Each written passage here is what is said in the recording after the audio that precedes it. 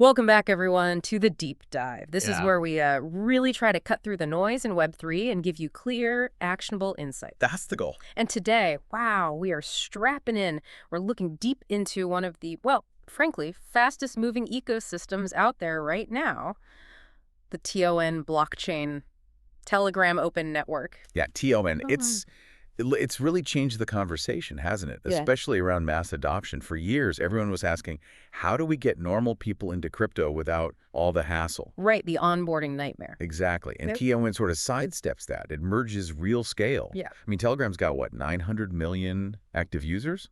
More? Something like that, yeah, huge numbers. Right. Merges that user base with actual blockchain innovation. We're talking payments, gaming, and crucially for today, digital collectibles. Okay, so let's unpack that, this convergence. We've got a lot of material here talking about TON's explosive growth, and it really seems fueled by that Telegram link. Yeah. But our mission today, it's not just the platform itself. We need to get into the projects that are actually defining what's happening there culturally. So our focus, Capybobo. precisely. We're looking at Capybobo because it's moving fast.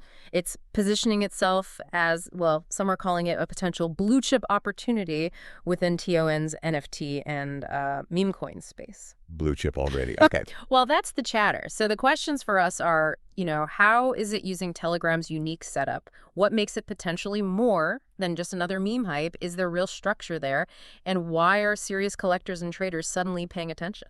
Yeah, those are the big questions. And look, to answer them properly, with the kind of depth you expect from us, we really do rely on you, our community. You listening right now, you're why we can dig into this stuff, synthesize all this complex info.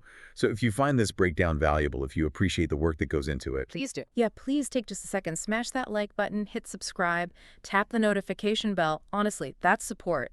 It makes a huge difference. Helps us get seen, helps the algorithm know this is quality content, and lets us keep making these deep dives for you. it really does. It's that network effect, right? Yeah. We appreciate it. Totally. Okay, so the roadmap for today. First, we need to lay the groundwork, really get into the mechanics of TON and that Telegram integration. Got it. Foundation. Then we define Capybobo itself. What is it? It's got this dual nature, collectible, and token. We need to understand that. Okay. After that, we'll analyze the investment side, the scarcity, the brand potential they're aiming for. Yeah. Then zoom out, what's the impact on Web3 adoption more broadly? And finally. And finally, the reality check. A balanced look at the risks. What are the challenges in this specific, emerging market? Excellent. Let's get into it. Section 1, TON's foundation. So let's start with that massive advantage. TON's reach. Usually, when we've got crypto reach, layer ones are fighting for maybe millions of users, right? Often needing complex setups. Yeah, migrations, specific wallets. Exactly. But TON, it seems like it just sidestepped the whole distribution problem. Being natively integrated with Telegram, that gives something like Capybobo just unprecedented reach. That 900 million user figure keeps coming up because it's baked in. It's potentially pre-installed access. And the critical part there is how it flips the script on user onboarding. The friction. Think back to, say, the 2021 NFT Oh, craze. yeah, the hoops you had to jump through. Right. Download MetaMask, write down seed phrases, hope you don't lose them. Buy ETH on an exchange, bridge it maybe, pay crazy gas fees. Just to mint one thing. It was intense. It wasn't just a hurdle. It felt like a wall for anyone not already deep in crypto. Exactly. A massive filter. But the beauty of TON using these Telegram mini apps, or TMAs, it just strips away so much of that friction. How so, specifically? Well, users can get a wallet, like the built-in wallet bot, right inside Telegram. The app they use every day, already trust. Ah, okay, so no separate app download initially. Right. And that integration means they can mint, trade, maybe show off NFTs, even do some basic staking, all within that Telegram interface. You don't need external app stores. You don't necessarily need to handle complex seed phrases if you're just starting out casually. And crucially, those initial high gas fees aren't the first barrier.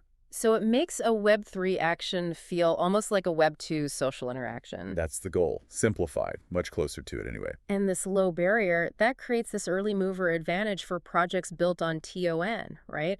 The sources really emphasize timing here. Timing is absolutely key. Being native to TO now, while it's solidifying and that huge user base is just getting introduced to crypto concepts, it gives projects like Capybobo a massive head start.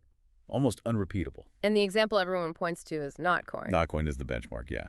It proved the potential adoption speed on TON. Think about it as a simple tap-to-earn game. Super simple. and it got tens of millions of users in just a few months.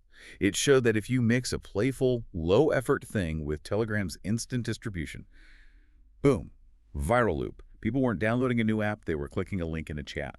That speed is just unheard of elsewhere. Pretty much. Okay, but let me push back slightly here. Notcoin was free, right? Tap to earn, no initial cost. Capybobo is a collectible. You have to buy it. There's speculation, risk. Is the jump from free viral game to paid cultural asset really frictionless? That's a very fair point, a critical distinction. It's not completely frictionless, no. The financial barrier is still there, but the technological barrier is significantly lowered. How so? Because the user might already have that TON wallet set up and maybe even funded, thanks to things like Notcoin or just exploring within Telegram. They're already in the ecosystem. Buying an NFT becomes one step, sending some TON rather than starting from absolute zero. So the cultural adoption, maybe seeing the meme, comes first. And the financial step is easier because the plumbing is already there. Precisely. Notcoin proved they can use the wallet. Capybobo leverages that familiarity. It says, hey, you like this meme? You can own a piece of it right here. The platform primes the pump, essentially. Exactly. And this is where the data becomes crucial for anyone watching this space. We need to track the TON wallet adoption curve. How many of those 900 million Telegram users are actually activating and using crypto wallets? Right, active wallets, not just potential. And then track the TON NFT market growth itself. Volume, number of buyers, average sale price. Especially since these Telegram mini app integrations really took off. So if Capybobo's rise lines up with those metrics accelerating, then it suggests it's riding a genuine platform wave, not just isolated hype. The data needs to back up the story. Okay, that makes sense. Let's pivot then from the platform to the asset itself. Section 2, defining Capybobo. What is it exactly? All right, Capybobo. The sources define it as this multi-layered thing. It's a collectible NFT series, but also linked to a community token project, all built on TON. And the core inspiration, the capybara. Yes, the capybara, which is, kind of an unusual choice, but maybe brilliant. Why brilliant? Because it's globally recognized as this super chill meme animal. See pictures of it hanging out peacefully with crocodiles and birds. It's wholesome. That gives the brand this instant global appeal, cuts across language barriers, avoids edgy or niche humor. It's very shareable. Okay, but you stressed earlier it's meant to be a brand and IP, not just a single drop. What does that actually mean in practice? What's the structural difference? That's the key bit for longevity, potentially. A simple meme token often just has a token, a liquidity pool, maybe some staking, and that's it. Boom and bust. Right, pure speculation mostly. Capybobo, at least based on their plans, seems to be building out actual intellectual property across 3 areas. 1, integration within Telegram mini apps. 2, active presence in trading on the main TON NFT marketplaces, GetGems Fragment. And 3, sustained social engagement, building the brand long-term. So more like building a character or a world, not just selling a picture. Kind of, yeah. Trying to be a cultural icon with an engineered structure. Scarcity, different phases, potentially more use cases down the line. It feels more thought out than many first-wave NFT drops. Aiming to be an IP that's native to Telegram, almost like how maybe some characters became native to early webcomics. That's a good analogy. Yeah. And that identity is supposed to translate into real utility within the TON ecosystem. That's where the stickiness comes in. Okay, utility, beyond just looking cool or being rare. Right. It has the fun meme appeal, but the sources mention functional uses to keep it tied to network activity. Things like staking holders, potentially earning yield, maybe in the project's token, maybe in TON. Which reduces the amount available to trade. Exactly, drives scarcity. Also, active trading incentives and potential integration into games or other apps being built on TLN. It's trying to blend that cultural vibe with actual reasons to hold it long term. Let's drill down on that staking. How would that likely work? Is it just passive income for holders, or does it give them, say, governance rights? It can vary, but typically in these models, the NFT itself, the Capybobo, acts like a key.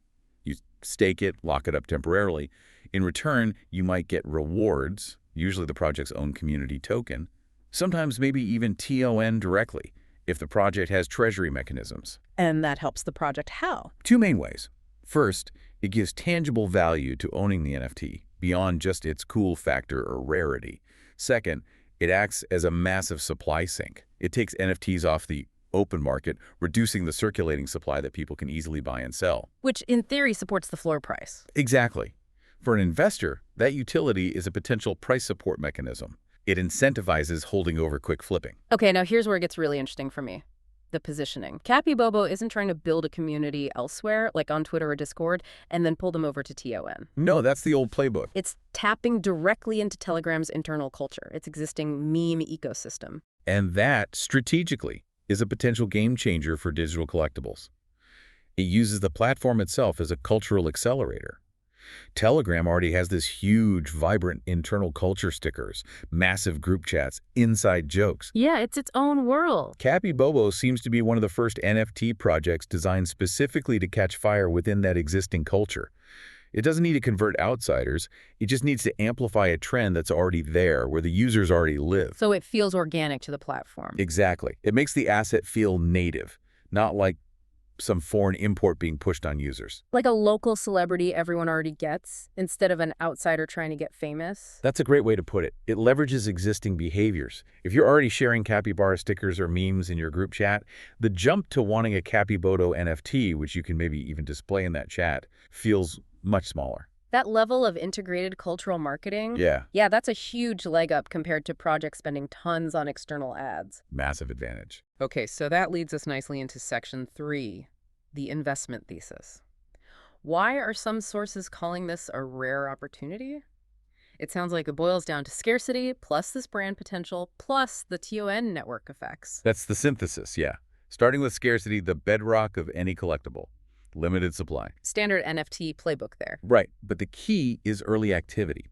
The sources mentioned these Genesis editions are already trading actively on Get Gems and Fragment. There's volume, and the floor price seems to be showing some resilience. That indicates real demand is forming, not just from pure collectors, but also speculators seeing potential. But scarcity alone doesn't make a BYC, right? You need the brand. The sources draw parallels to big Web3 wins. We have to be careful with those parallels, but yes, the pattern is there. Meme-based projects that build strong, recognizable brands often outperform purely utility-focused NFTs. Like Bored Apes. BYC is the classic example. Started as JPEGs, became a global media brand by fostering identity and exclusivity. Or look at DeGods, or Milady projects that build huge communities around a specific, culturally resonant vibe, even if it was sometimes controversial. And the thesis is Capybobo could do that for ton, with its wholesome capybara thing. That seems to be the ambition, that this universally appealing, chill icon can achieve that kind of ecosystem-defining cultural status on Turin. It's a huge claim, though. BYC was on Ethereum, the most liquid chain, during a massive bull run. Capybobo is on ton, less mature liquidity, but potentially way more users accessible. The dynamics are different. Totally different, and that's the critical point. BYC pulled in external money and attention. Capybobo's potential seems more internal, converting Telegram's existing users into collectors. So the BYC moment analogy isn't about hitting those price levels necessarily. Not necessarily. It's more about the function. Becoming the breakout collectible that defines this new wave of cultural assets on Telegram, the thing that potentially brings millions of people into TON NFTs for the first time. It's about being at that intersection. Culture, collecting, and this unique adoption funnel. Okay. Is there external proof that this kind of ecosystem-specific cultural asset can really drive value like that? Oh yeah. Recent crypto history has some great examples. Look at Bonk on Solana. Right, the dog coin that helped revive Solana. Exactly. It started as just a meme coin, but its success arguably helped revitalize the entire Solana ecosystem. Drew developers back, stabilized DeFi, brought collectors back. Bonk became part of the Solana story. Interesting. Any others? Well, you could look at Deegan Chain on Base. It showed the power of these community-led projects that are tightly linked to a specific blockchain's infrastructure. It proves culture can drive serious network activity. So these examples suggest a TON native project, especially one that can go viral easily within Telegram. Has a real shot at becoming ecosystem defining. Yeah. It shows these cultural assets aren't just toys.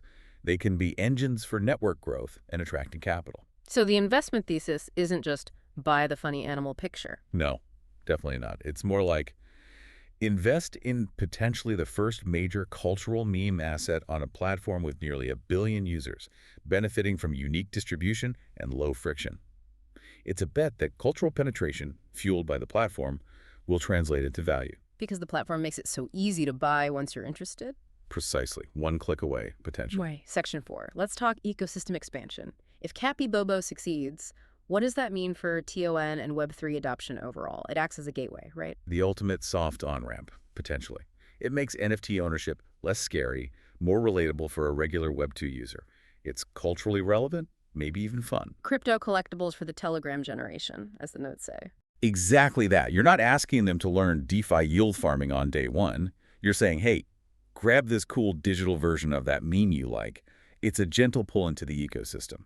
That's how you potentially attract millions of first-time crypto users. And as more users come in through that cultural door, The marketplaces get healthier, get gems, fragment traders. They see more volume, more traders. Activity breeds activity. which brings in liquidity. Crucial liquidity. That's what reassures bigger players.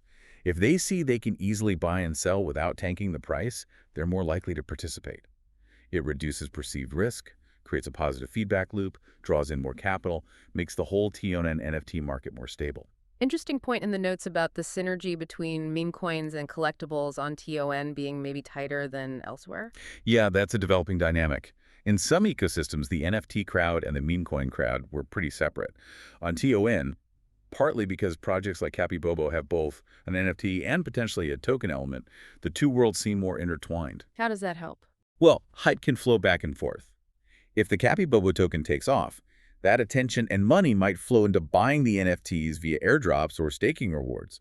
If a rare Capybobo NFT sells for a lot, it brings attention back to the token. Mutually reinforcing. Potentially, yeah. Yeah. Give the ecosystem two engines to capture excitement and capital. Okay, so if we want to track if this is real and sustainable, what metrics should we be watching beyond just the Capybobo floor price? Good question. On the micro level, yes. Track Capybobo's volume, holder count growth, floor price trends on those TON marketplaces. That's the immediate health check. But the macro view. The macro is where you see if it's changing the game. We need a comparison. TON NFT growth versus Solana NFT activity, especially over the next year or so. Why Solana specifically? Because Solana captured that low-cost, high-speed cultural asset vibe before. We need to compare things like daily active NFT traders on both chains, the rate of price appreciation for similar types of collections, overall NFT market cap growth on TON versus Solana. A direct comparison of similar ecosystems. Exactly. And then, the ultimate test. Cross-chain volume analysis. Is TON just growing its own little garden? Or is it actually starting to pull volume and attention away from Ethereum and Solana in the collectible space? That would be the real sign of a shift. Absolutely. And don't forget the non-financial data. Track the Telegram community engagement. How fast are related groups growing? How much are people talking about it? Are the memes actually spreading within Telegram? That confirms if it's truly leveraging that native distribution. Got it. Culture first, then check if the financials follow. That's a good way to think about it. Okay, but we need balance. Section 5, risks and considerations. It can't all be smooth sailing. Absolutely not. We have to be critical. And the first, most obvious risk with anything like this, Is the speculation. It's rooted in meme culture. exactly. Speculative nature warning, front and center. Collectible prices, especially meme-based ones, can be incredibly volatile. We're talking potential huge swings up or down in hours or days based purely on sentiment shifts, hype cycles, maybe even just a tweet. Not for the faint of heart. Manage expectations. Definitely. This is high-risk territory. Second, liquidity. We praise TON's growth, but its NFT markets are still young compared to Ethereum's. Meaning it might be hard to sell sometimes. It can be. That's liquidity risk. Resale volume can fluctuate wildly. Sure. On Ethereum, there's often a deep pool of buyers. On a newer market like TON, if interest dips or there's a market shock, finding a buyer quickly at your desired price might be tough. The bid-ask spread could widen significantly. Exactly. You might be forced to sell for much lower than you hoped, or just not be able to sell at all for a while. Okay, what about risks specific to TON itself? One thing that stands out is Telegram's role. It's decentralized, but Telegram, the company, is still central to distribution. That is a huge, unique risk here. TON is technically decentralized, yes. But the magic ingredient, the access to 900 million users via mini-apps, the native wallet that's all facilitated by Telegram, the corporation, controlled by Pavel Durov. So a single point of potential failure or control. It introduces that risk, yeah.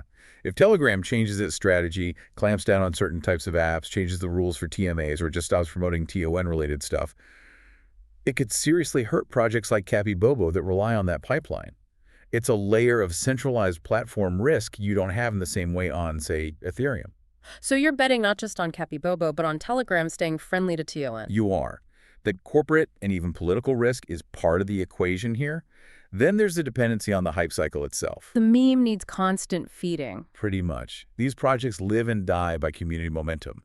They need constant newness, new features, new art, new partnerships, successful marketing to keep people engaged and excited. And if they slow down, If the team lags or if a newer, shinier meme comes along on TON and grabs everyone's attention, the energy and the value can drain away incredibly fast. Hype is fickle. which leads to the last point. Yeah. Competition within TON. Capybobo might be early, but it won't be alone for long. Absolutely not. Competition will be fierce. Others are seeing the playbook. New collectibles, new Telegram native brands will pop up constantly. If Capybobo doesn't keep innovating and engaging, another project could easily steal the spotlight and become the defining TON collectible instead. The battle for cultural mindshare on a platform that big must be intense. Brutal. Past success guarantees nothing in that environment. Okay, wow. A lot to consider there. Let's wrap this up. Outro thoughts. But the big takeaway, looking at Capybobo isn't just about one project. It's about seeing a potential blueprint for Web3 adoption playing out. It's where this massive, easy-access platform meets a crypto ecosystem that's learning to use culture as its main onboarding tool. And the key for anyone watching, you're saying, is to track the cultural metrics alongside the financial ones. Exactly. Watch the specifics for Capybobo supply, holders, volume, sure. Mm-hmm. But more importantly, watch the Telegram engagement. Is it really spreading? Is it becoming part of the platform's fabric? That cultural connection is the real fuel for the TON ecosystem's potential. It forces you to think differently about value in Web3. It really does. We started with a collectible, but it raises bigger questions. So the provocative thought I want to leave everyone with is this. Is this blend of giant social platforms and crypto assets the actual future of digital identity? Will meme-driven art become how we define ourselves online in Web3? And the other big question. And more practically, maybe, could TON, with its reach and ease of use, actually become the dominant chain for cultural NFTs next cycle? Could it genuinely challenge Ethereum's hold on digital culture? Heady questions. Definitely things to keep watching. Thank you for that deep dive. Really insightful. My pleasure. And thanks to all of you for joining us. We hope this helps you make sense of this really fascinating corner of the market. If you're watching, let us know your thoughts below. Do you think Capybobo has what it takes to be TON's big breakout brand? Or will something else steal the show on Telegram? We genuinely want to hear your take. Yeah, share your analysis. We'll see you in the next deep dive.